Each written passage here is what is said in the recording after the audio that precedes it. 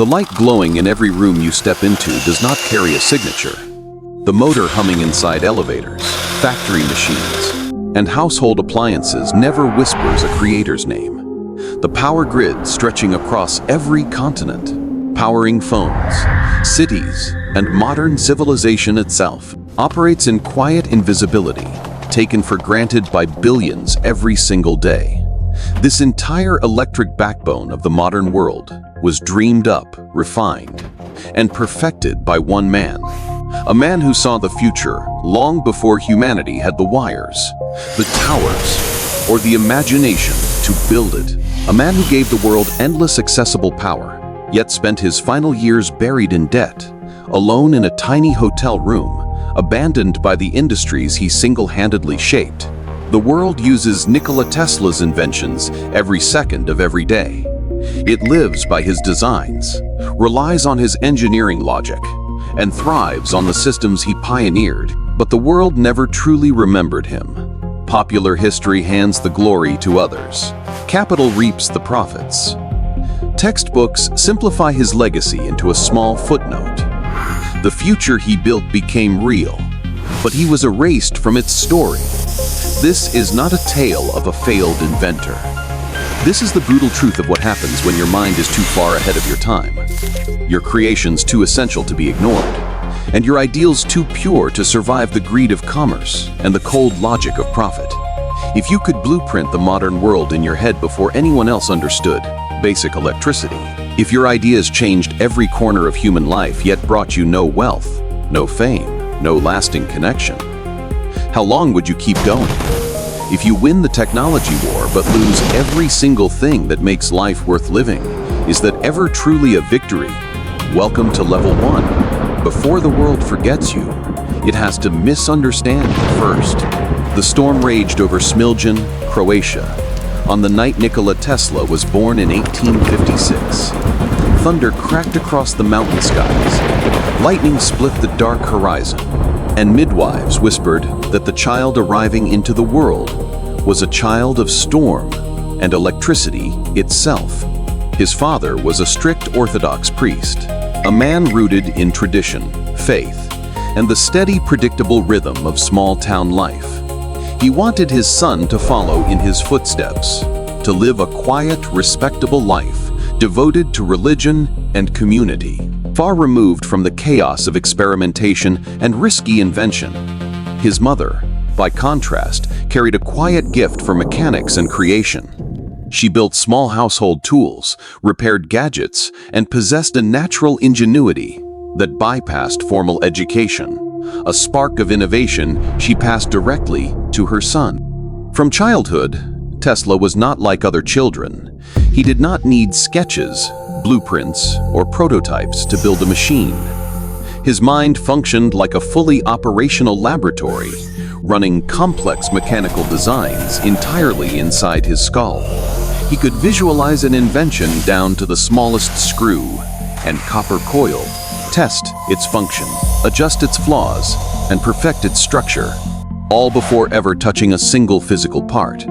This was not a superpower or a magical gift. It was a permanent, exhausting burden.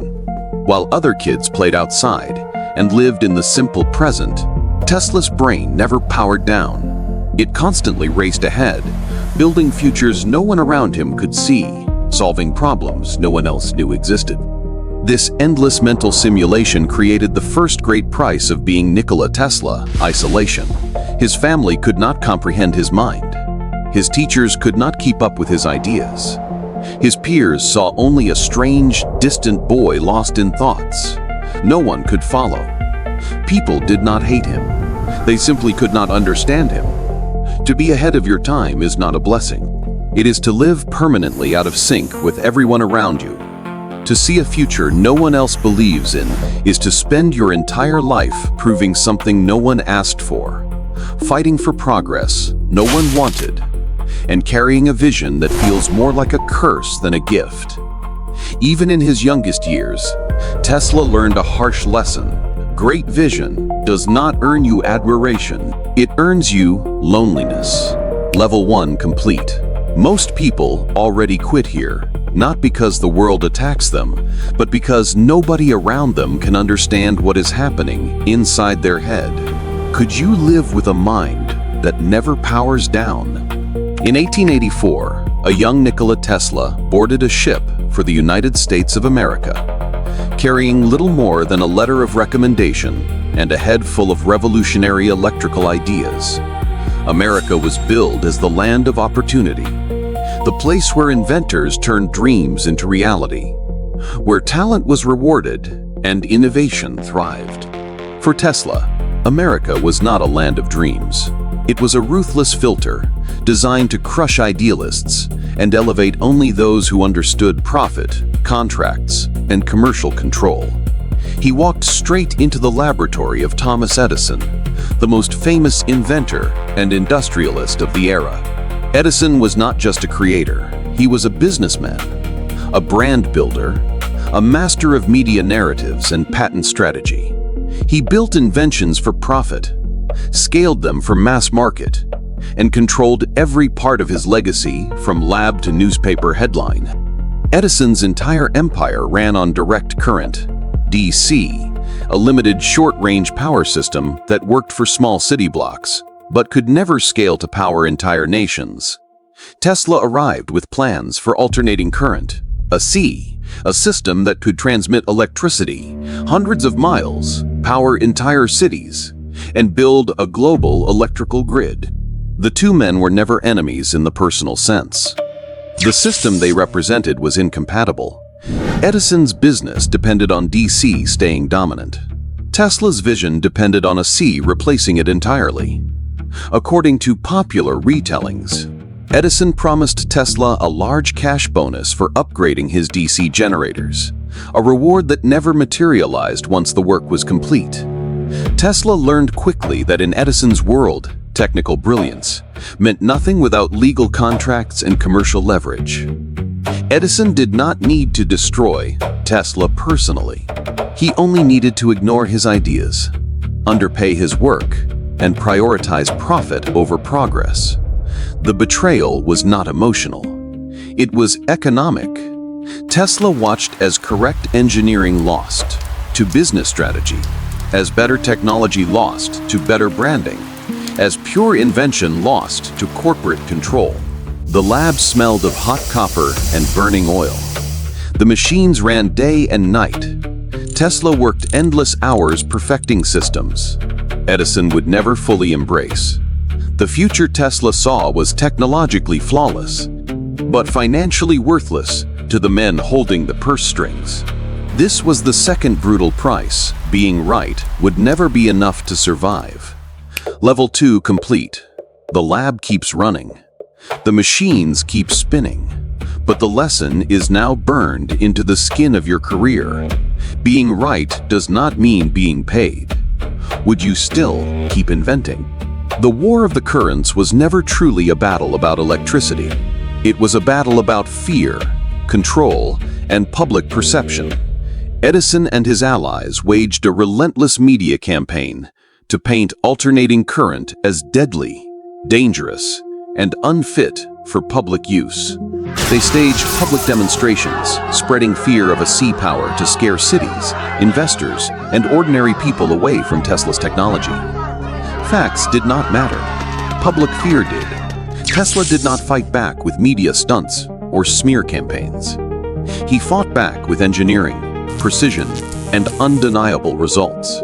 He built the rotating magnetic field, the induction motor, and the polyphase AC system, the foundational technology that would power the entire modern world.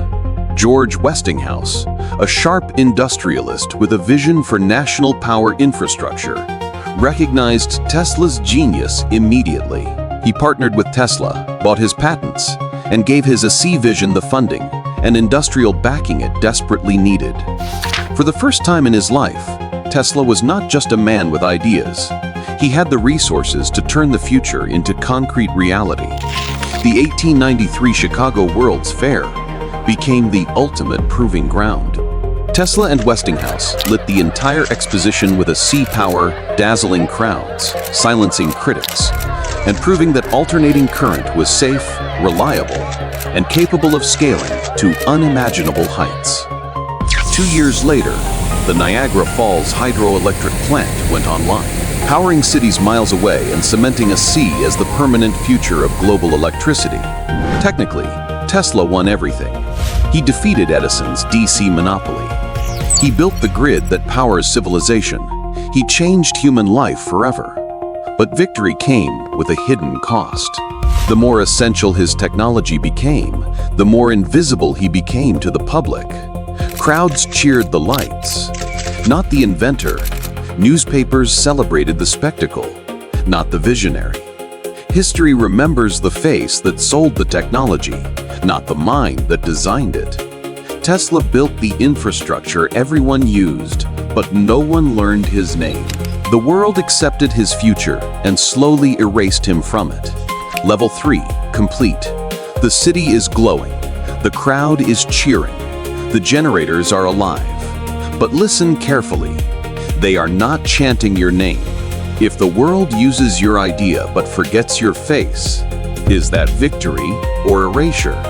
Tesla's dreams never stopped at electricity and power grids. His ultimate vision was far grander. Wireless energy for everyone, free global communication, signals transmitted across oceans, and power delivered to every home and machine without wires or cables. He wanted to remove the chains of power bills, wired infrastructure, and corporate control over energy. To build this future, he began construction on the Wardenclyffe Tower on Long Island, New York, a massive towering structure designed to broadcast energy and signals across the entire planet. The tower rose into the sky like a physical question posed to the world. Would humanity choose progress for all, or profit for the few? J.P. Morgan, the most powerful financier of the age, initially funded the project. But Morgan invested for profit, not progress. He wanted a wireless communication system he could monetize, charge for, and control. Tesla wanted a global public utility, free and accessible to everyone. The two goals could never coexist. Wireless power was not a failure of science. It was a failure of business logic. A system you cannot meter, charge per unit, or monopolize is a system corporate finance will never support. As Tesla's vision expanded, Morgan's funding shrank. Marconi began advancing competing wireless technology, capturing public attention and media praise while Tesla's tower sat unfinished. No conspiracy destroyed Wardenclyffe. No villain sabotaged the dream. Investors simply stopped paying for a future they could not monetize. Bills piled up. Letters went unanswered. Construction halted. The tower stood half-built, silent and abandoned. A monument to a future the world was not willing to pay for. Tesla learned the cruelest lesson of his life. The world will fund what it can profit from. It will never fund what it truly needs. Level 4, complete. The tower still stands in the mind, but not in the market. No explosion, no villain speech. Just silence, debt, and a future too expensive to finish. Would you keep building when the money stops believing? Nikola Tesla spent his final decades living in a series of small New York City hotel rooms, eventually settling permanently in room 3327. The world he had built thrived all around him. Cities glowed with his electricity. Factories ran on his motors. Power lines stretched across nations. The future he imagined was fully real. Yet he existed on the margins of it all, broke, overlooked, and increasingly isolated. History had moved on, celebrating other inventors, crediting other men for his work, and reducing his legacy to a forgotten footnote. He never married, never built a family, never kept close, lifelong friends. The man who dedicated his life to connecting the entire world could never connect with another human being on a simple personal level. According to later accounts and historical records, Tesla found his only consistent companionship in the city's street pigeons. He cared for them daily, feeding them from his hotel window, speaking to them quietly in moments of solitude. Reportedly, he formed an especially deep bond with one small white pigeon, a creature that returned to his window every single day without fail. The bird required no contracts, no patents, no profit, no recognition. It simply needed him, and he needed it in return. The man who wanted to send power through the entire earth ended up clinging to one small fragile connection that would never betray him, never undervalue him, never erase his name. On the 7th of January, 1943, Nikola Tesla passed away alone in room 3327. The lights of New York City stayed on. The grids continued running. The machines he built never stopped working. The future he invented kept moving forward. No crowds gathered. No national tributes arrived immediately. The world kept using his genius and kept forgetting the man behind it. He achieved every technical dream he ever had and lost every single thing that makes a human life feel complete. Level 5, complete. The grid is alive. The city is awake. Motors turn. Signals cross oceans. The future works. But the room is quiet. The pressure is absolute. The world has taken the invention, delayed the credit, and left the inventor with a window, a memory, and one fragile proof that he was not completely alone. At which level do you quit?